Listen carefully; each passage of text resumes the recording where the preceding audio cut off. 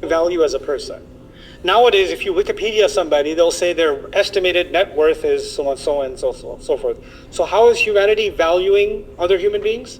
By a monetary number. Or in the world of social media, the younger generation might say, what's the value of this person? How many followers do they have? As an influencer, oh, this person has 26 million followers. That's a higher value. This person has 400 followers. They don't have much value. This person has 13 followers. They're barely human. Right? Because your value comes from some kind of currency. You have to take something non-living that's associated with you for you to have value. So your value is not actually coming from you. It's coming from stuff. Or it's coming from accomplishments. Again, those are non-living. Titles, degrees, accomplishments, history, family background, that's giving you value, right? Your credentials are giving you value. The ascription of, some elite status, like you belong to the royal family, that gives you value. Money, of course, gives people value. The neighborhood you live in might give you value. The university you might go to gives you value, right? Which is, I think those definitions are about to experience a revolution in the next 10 years. Value systems are changing. So, and who would have thought 20 years ago, 30 years ago, that somebody who makes, remixes of cats meowing is going to be a famous celebrity that everybody's going to be like, wow, oh my God, that's amazing. Like, you play a piano when a cat is meowing, and this is your contribution to humanity, right? But human beings can give anything value that's outside of themselves, right? However, the Diagnostic Statistical Manual of Mental Disorders barely addresses money. This is interesting in a capitalist society. We haven't actually studied money disorder much, except in cases of financial deprivation. So we study when somebody loses money and then go depressed and become suicidal and all that stuff. There's more studies on that. It is not mentioned as a possible disorder. Nevertheless, recent research hints at the possibility of a psychology of money, or even a psychopathology of money, with money accumulation potentially meeting the criteria of a behavioral addiction. This can become an addiction. Now, having, read all of this to you, I want to just share with you also from the Islamic tradition and also biblical tradition. What's been said about money? Like Rasul Sallallahu Alaihi Wasallam says in the Tirmidhi, إِنَّ لِكُلِّ أُمَّةٍ fitna. Every ummah, every nation will have a fitna. وَإِنَّ فِتْنَةَ أُمَّتِي الْمَالِ. And the fitna of my ummah is money. It's wealth. Who and keep acquiring, right? He who loves money will not be satisfied with money, nor he who loves wealth with his income. This also is vanity. This is Ecclesiastes. And then Jesus specifically says you cannot worship both God and money, which is similar to what the Quran is saying, and even in a hadith of the Prophet ﷺ, Ta'isa abdud dinar wa abdud dirham, right? The servant of the dinar and the servant of dirham, may they be destroyed. Now, having said all of that, the concluding discussion I want to have with you on this subject is as follows. Is the Quran then against building wealth, saving money, gathering wealth? Actually, the Quran is against having a small world, where gathering and collecting and hoarding is a goal in and of itself. But when you're gathering money for a purpose, when you're collecting for a purpose, that is actually very much in line with Islam. You have the story of Dhul Qarnayn. Allah says, فَأَتْبَعَ سَبَبًا. Allah gave him all kinds of resources, and he used those resources to pursue more resources. أَتْبَعَ سَبَبًا. Why is he pursuing more resources? What's he going to do with these resources? Why is he expanding his empire? Why is he going to places where people don't even speak a language yet, or a full-on language yet? Why is he going to uncharted territory where there's mud? Ayn Hami'a. Why is he going to muddy marshland? Right? Like what Orlando used to be before Disney moved there. How would anybody go there? Like to hang out with the gators? Like, what are you going there for? Why is he going east and west and all over He's expanding his empire, is he not? And Allah is saying wherever he went, he acquired more resources, and he used those resources to build more resources, and then more resources, and then more resources, but that wasn't his goal.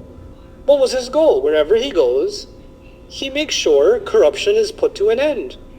He makes sure people are not going to get away with doing crime. أَمَّا مَنْ ظَلَمَ فَسَوْفَ نُعَذِّبُهُ. Or if he doesn't have the resources to fight the enemy, at least he will develop the resources to stop the enemy. So he'll build a wall. And if he realizes he's someplace where he can do no good, that's also possible, right? Sometimes you just can't help a situation. You know what? كَذَلِكَ وَقَدْ أَحَطْنَا بِمَا لَدَيْهِ خُبْرًا. I can't help the situation. He let them be.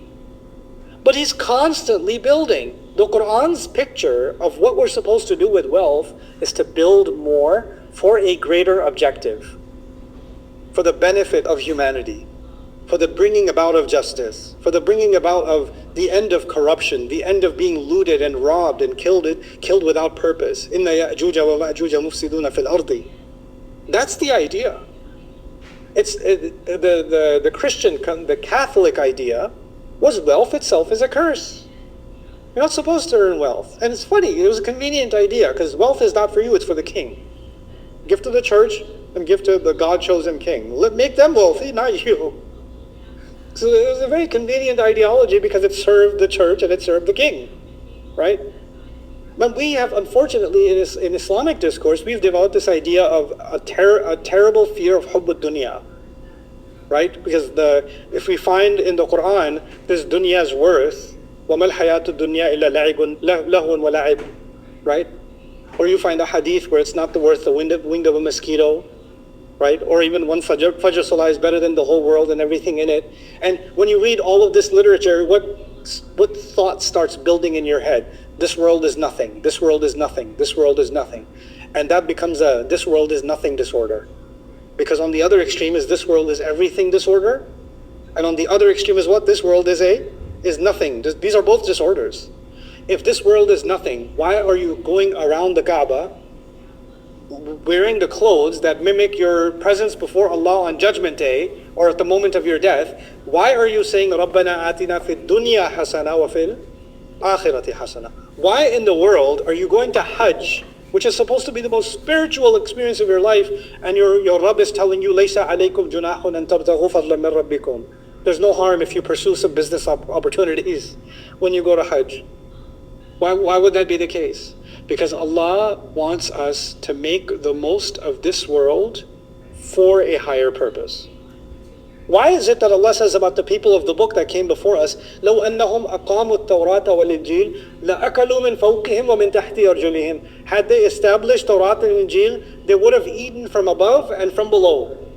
From below there. In other words, rain would have been abundant, produce would have been abundant, the earth would have revealed its gold, its plutonium, its uranium, its natural resources, its lithium, its technologies. The earth would have given them copper and iron and steel and ore and all of its vegetation. They would have become resource rich if they established the book of Allah. Allah didn't say there, if they established the book of Allah, they established Torah and Injil, Allah would have given them Jannah because this world is just for you to suffer. He didn't say that. That's not our deen. That's not our deen at all. But we've developed this sick idea, and because of this sick idea, you get Muslim kids, Muslim youth that say, I just want to serve deen, I don't want anything to do with dunya. Stupid. Where did you get this idea from? No, because I don't want dunya, I just want deen. Okay. Hold on a second. When Allah subhanahu wa ta'ala said, أَعِدُّ لَكُمْ مَسْتَطَعْتُم مِّن قُوَّةٍ, gather whatever power you can. Get whatever power you can, gather it. Right? وَمِرْرِبَاتِ الْخَيْرِ. Just contemplate Mirribat al-Khayr. I talked about it in a few khutbahs before. Gather the cavalry, build the horses. The army that has the cavalry has horses in it. How are you going to build horses without money? How are you going to buy one horse without money? Where are you going to get the money from? If the Sahaba are all, I don't want dunya, who's going to get the horse, bro? Who's going to get the horse? And by the way, for a horse you need a stable. You need the ironsmith who's going to build the horseshoes. You're going to need the saddle maker, the horse trainer. You're going to need the fields where the horses can run, the hay that the horses can eat, the land that has to be bought for them. Isn't it a major investment? And Allah just said, just prepare it. Go, make it, prepare it. That means build an entire economy. Build an entire economic system. But it has a higher purpose. It's something bigger. Even the story of Sulaiman alayhi salam is misinterpreted so easily. That is, he forgot to pray Maghrib, and that's why he slaughtered the animals. That's the First of all, why, تَفِقَ مَسْحًا بِالسُّوقِ وَالْأَعْنَاقِ. And the misinterpretation is he cut off their legs and its neck, which means he slaughtered an animal viciously, right? Because that's torturing an animal. And Rasulullah ﷺ himself told us, لا تمثلوا نامة الله. Do not make an example, do not mutilate delicate creatures of God, animals. We don't mutilate animals in this religion. It's evil. And we're okay attributing that to a prophet. And why? Because apparently he missed Maghrib. La hawla wa la quwwata illa billah. If you missed Maghrib and you started beating your kids, right? I missed Maghrib. I was working, you know. You're working at a children's hospital. You're treating children, or you're dealing with the sick, and you were too busy in the surgery, and you got late for Maghrib, and you're like, you know what?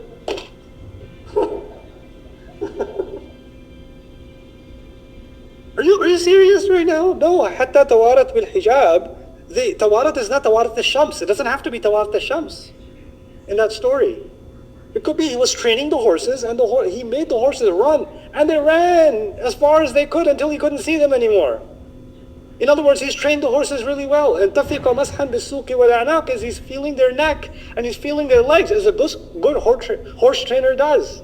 Even Imam Razi says mash in Arabic. If you're going to say mash is he slice them, then what are you going to do with فَامْسَحُوا بِرُؤُوسِكُمْ وَأَيْدِيكُمْ?